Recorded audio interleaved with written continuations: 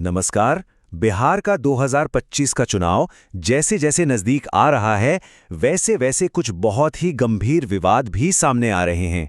ये ऐसे विवाद हैं जो हमारी पूरी चुनावी प्रक्रिया की बुनियाद पर ही सवाल खड़े कर देते हैं। तो चलिए आज इन्हीं आरोपों की तह तक चलते हैं। तो देखिए, सबसे बड़ा और बुनियादी सवाल तो यही बनता है कि एक नागरिक का वोट आखिर कितना सुरक्षित है।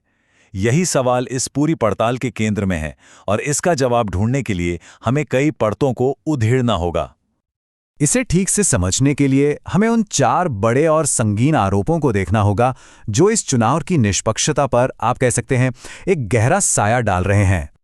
तो पहला आरोप ये सीधे सीधे जुड़ा है डबल वोटिंग से, मतलब एक ही व्यक्ति का कई जगहों पर वोट डालना। ये दावा अपने आप में ही बहुत ज्यादा गंभीर है। ये आरोप लगाया कांग्रेस नेता राहुल गांधी ने। उन्होंने इसे सीधे सीधे वोट चोरी का नाम दिया। दावा ये था कि कुछ नेता पहले दिल्ली में वोट डाल चुके थे और फिर उसी फेज में बिहार में भी वोट डाल रहे थे। और देखिए, ये सिर्फ एक राजनीतिक बयानबाजी तक सीमित नहीं रहा। द इकोनॉमिक टाइम्स और नेशनल हेराल्ड जैसे बड़े मीडिया संस्थानों ने भी इस दावे को रिपोर्ट किया और उसके बाद तो ये सोशल मीडिया पर भी एक बड़ी बहस का मुद्दा बन गया। अच्छा, अब दूसरे मुद्दे पर आते हैं। ये इंसानों से जुड़ा नहीं, बल्कि टेक्नोलॉजी की विश्वसनीयता से जुड़ा है। सवाल ये कि क्या हमारी वोटिंग मशीनें ही फेल हो रही हैं? हुआ ये कि कई जगहों पर हालात इतने बिगड़ गए कि वोटिंग ही रोकनी पड़ गई। ईवीएम में गड़बड़ी की खबरों के बाद बूथों पर अचानक से माहौल तनावपूर्ण हो गया। और ये कोई एक दो बूथ की बात नहीं थी। बिहार के वैशाली, दरभंगा, राघोपुर, इन जैसे कई इलाकों से लगातार मशीनों में खराबी की खबरें आ रही थीं। जाहिर है, इससे पूरी मतदान प्रक्रिया में रुकावट पैदा हुई। जब वोटिंग रुकी तो लोगों का गुस्सा भड़क उठा। बूथों पर मतदाताओं की हताशा और नाराजगी वोट चोर जैसे नारों की शक्ल में सामने आने लगी। ईवीएम में इन गड़बड़ियों और उसके बाद हुए इन विरोध प्रदर्शनों को न्यूज़एक्स जैसे कई न्यूज़ चैनलों ने भी कवर किया, जिसके बाद ये मामला और भी ज्यादा तूल पकड़ गया। अब आते हैं तीसरे मुद्दे पर।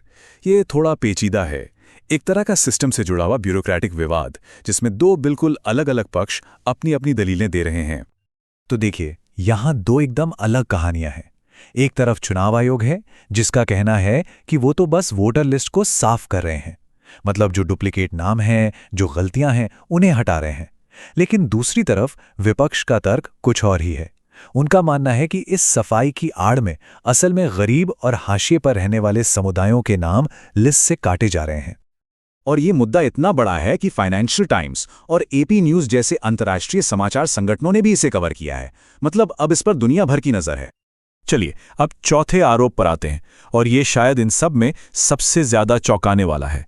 ये आरोप है एक संगठित सीमा पार चुनावी हेरफेर का। हुआ ये कि एक सर्वे सामने आया जिसने इस पूरे विवाद में जैसे आग ही लगा दी। इस सर्वे में दावा किया गया कि नकली दस्तावेजों का इस्तेमाल करके विदेशी नागरिकों को भी भारत की वोट लिस्ट में शामिल कर लिया गया है। सर्वे के मुताबिक ये कथित गड़बड़ी पड़ोसी देशों जैसे नेपाल, बांग्लादेश और यहां तक कि म्यांमार के नागरिकों के नाम वोटर लिस्ट में जोड़ने से जुड़ी हुई है। अब जाहिर है, विपक्ष ने इन दावों को हाथों हाथ लिया और इसे एक बड़ी हेरफेर का पुख्ता सबूत बताया।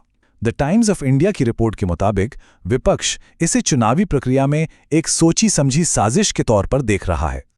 तो इन सारे आरोपों, इन सारे विवादों का आखिर मतलब क्या निकलता है? बात घूम फिर कर एक ही जगह आकर रुकती है, एक आम नागरिक के वोट की कीमत और उसकी सुरक्षा पर।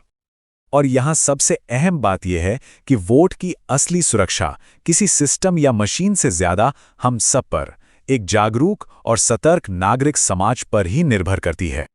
तो एक नागरिक होने के नाते क्या किया जा सकता है? कुछ जरूरी कदम हैं। पहला, ये पक्का करना कि नाम वोटर लिस्ट में है या नहीं। दूसरा, अगर जरा भी शक हो कि वोट का गलत इस्तेमाल हुआ है या लिस्ट से नाम ही गायब है, तो फौरन शिकायत दर्ज करवानी चाहिए। और हां, अपने इलाके के बूथ एजेंट से संपर्क में रहना भी बहुत जरूरी है।